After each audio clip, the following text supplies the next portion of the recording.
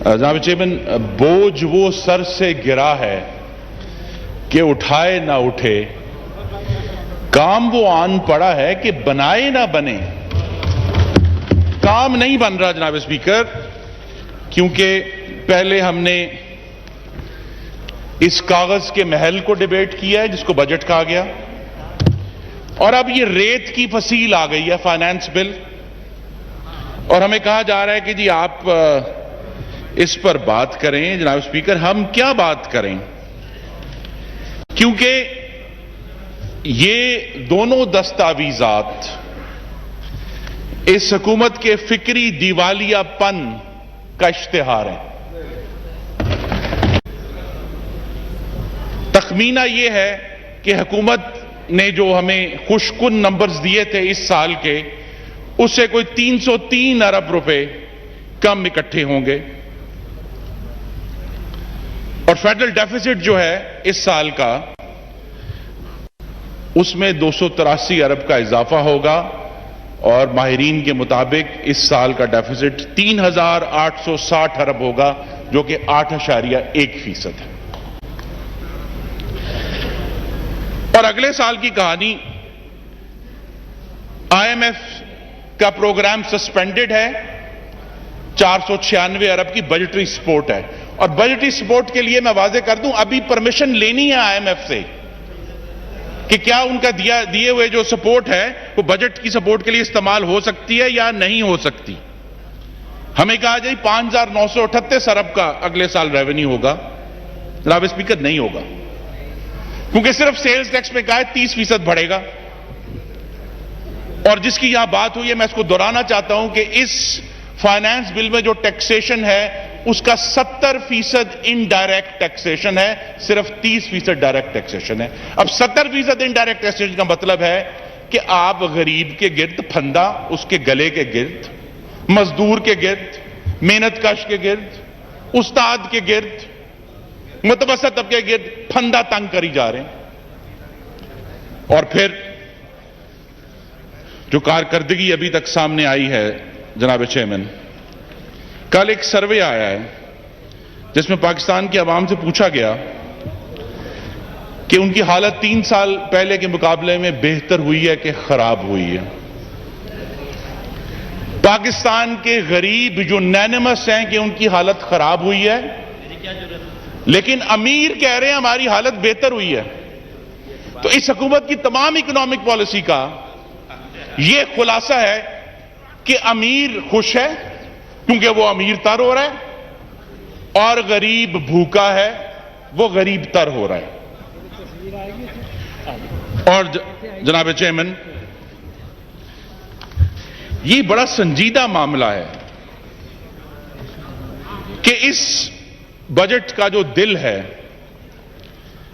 وہ sales tax میں 383 ارب کا اضافہ ہے، غالباً 80 سے 85 ارب واپس لیا جناب وزیر خزانہ نے۔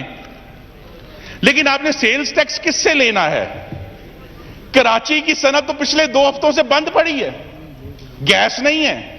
پنجاب اور خیبر پختونخوا کی صنعت بند ہو رہی ہے، سی این جی بند ہو رہے ہیں کیونکہ گیس نہیں ہے۔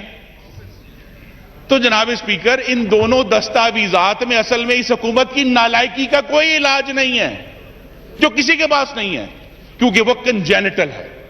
یہ جو مس مینجمنٹ ہے یہ کنجینٹل ہے، اور ہمیں کہا کہ جی بہت بمپر ہو رہے ہیں چیزیں۔ ٹیکسٹائل کا بڑا بمپر بوم آیا ہے۔ ٹیکسٹائل کے بمپر کا حال یہ ہے کہ کراچی میں ایک ایسوسی ایشن نے دھمکی دے دی کہ اگر آپ ہمیں گیس نہ دی تو ہم اپنی صنعتیں اٹھا کر لے جائیں گے اس ملک سے۔ یہ کون سا بمپر ہے؟ کہتے ہیں جی گندم کی بمپر کراپ ہوئی ہے، اور پھر خود جناب وزیر خزانہ نے کہا کہ جی ہم 10 لاکھ ٹن گندم مزید منگوائیں گے۔ ہمیں کہا جی چینی بڑی بمپر ہوئی ہے، 3 لاکھ ٹن کی اجازت غالباً کل دی ہے کہ امپورٹ ہوگی،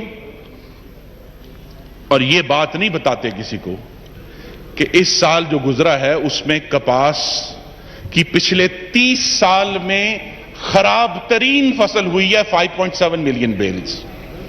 اور کتنی امپورٹ کی ہے انہوں نے، یہ بتائیں ہمیں کہ اس خراب کپاس کی فصل کی وجہ سے جس پر ہماری ٹیکسٹائل صنعت کا دار و مدار ہے، کتنے بلین ڈالرز کی کاٹن امپورٹ ہوئی ہے جی باہر سے؟ نہیں بتائیں گے. اور زراعت کی کہانی یہاں بتا دی گئی ہے، میں اس کو دہراؤں گا نہیں. لیکن ایک تحفہ جو اس بجٹ نے دیا ہے کہ ٹریکٹر بنانے والوں نے پاکستان میں کہا ہے جی ٹریکٹر 3-3 لاکھ مہنگا ہو گیا. تو آخری چیز جو رہ گئی تھی، کسان کو پہلے بجلی مہنگی، غالباً 11 روپے زیادہ یونٹ سے زیادہ کا یونٹ کا پڑ رہا ہے، اس کے لیے 12 روپے، اس کے لیے ڈی اے پی مہنگی، اس کے لیے یوریا مہنگی، اس کے لیے ڈیزل مہنگا جس کے اوپر آپ پیٹرولیم ڈیولپمنٹ ڈیوی لگانے جا رہے ہیں، اور اب اس کے لیے آخری چیز رہ گئی تھی، آپ نے ٹریکٹر بھی مہنگا کر دیا ہے. اور آپ کسان سے یہ ایکسپیکٹ کرتے ہیں کہ وہ آپ کے لیے فصلیں اگائے گا.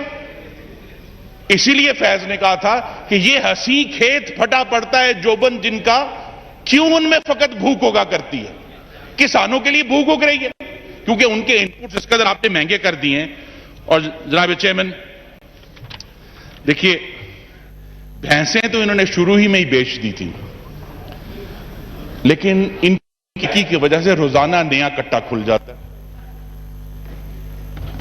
کمال یہ ہے کہ سردی ہو تو گیس نہیں ہے، گرمی ہو تو بجلی نہیں ہے، بھوکے کے لیے روٹی نہیں ہے، بیمار کے لیے دوائی نہیں ہے، جوان کے لیے روزگار نہیں ہے، حکومت میں عقل نہیں ہے. وزیر اعظم بطور اپوزیشن کے ایک رہنما ہونے کے فرمایا کرتے تھے پاکستان کے ایمانداروں پر تمانچہ ہے، ریئل اسٹیٹ مافیا ہیں، ہم ان کو توڑیں گے. لیکن سب سے بڑی بیساکھی جس کی بنیاد پہ کہتے ہیں جی فیل گڈ ہو رہا ہے. بھئی فیل گڈ کیسے ہوگا اگر آٹا 85 روپے کلو ہے؟ سیمنٹ کی چپاتیاں کھلا کے تو بھوکوں کو نہیں آپ کھلا سکتے نا. کیا کریں گے آپ ان کو؟ اور جناب چیئرمین، اب جب کراچی کی صنعت بند ہے، پنجاب اور کے پی بھی بند ہے، تو پھر یہ فائنانس بل کیا کہہ رہا ہے؟ یہ فائنانس بل جناب چیئرمین مہنگائی کی سونامی لا رہا ہے.